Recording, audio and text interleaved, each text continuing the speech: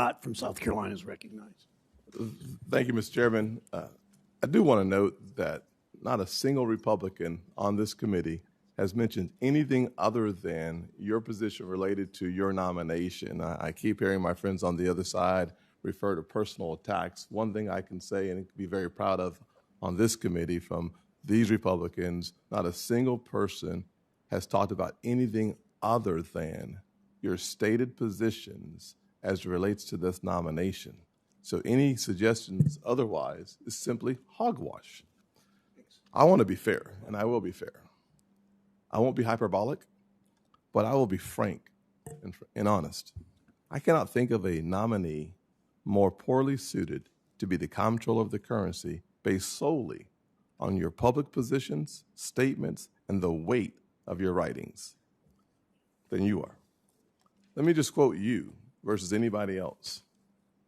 On the Green New Deal champion, you proposed taking economic and climate policy making from Congress and creating an unaccountable bureaucracy called the National Investment Authority. In a roundtable this year, you pushed to make the NIA the dedicated institutional platform at the federal level for really being the kind of fighting muscle of the Green New Deal and fighting muscle of, all of these other movements that pursuing environmental justice, social, economic justice, equality, and so on. Your disdain for the financial services industry. In 2019, in a documentary titled, I'll be kind, Buttholes, A Theory, you said, the financial services industry, in my view, and I don't think I'm alone here, is the quintessential butthole industry. Killing American Energy and Jane Family Institute seminar in March of this year, you proposed bankrupting the coal and oil and gas industries, saying we want them to go bankrupt if we want to tackle the climate change. That's really hard to misunderstand. On nationalizing banking, last year, i.e.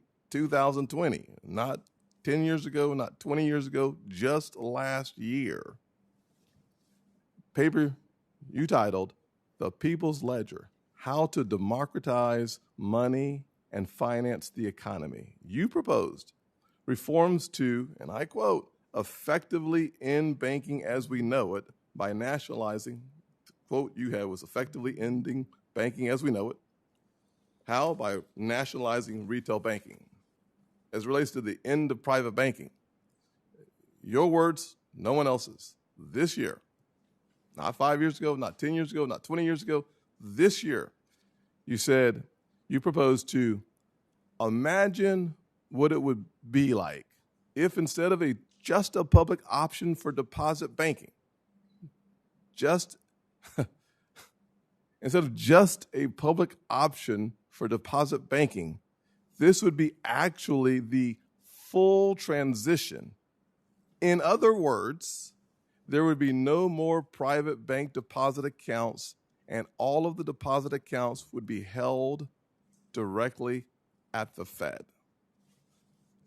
I want to say that one more time because this is what really, among all the other comments, it's quite disturbing. This is not a position that you took years ago. This is something that you spoke to this year.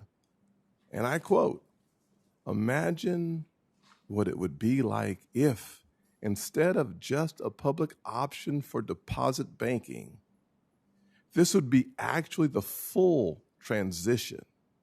In other words, there would be no more private bank deposit accounts, and all of the deposit accounts will be held directly at the Fed.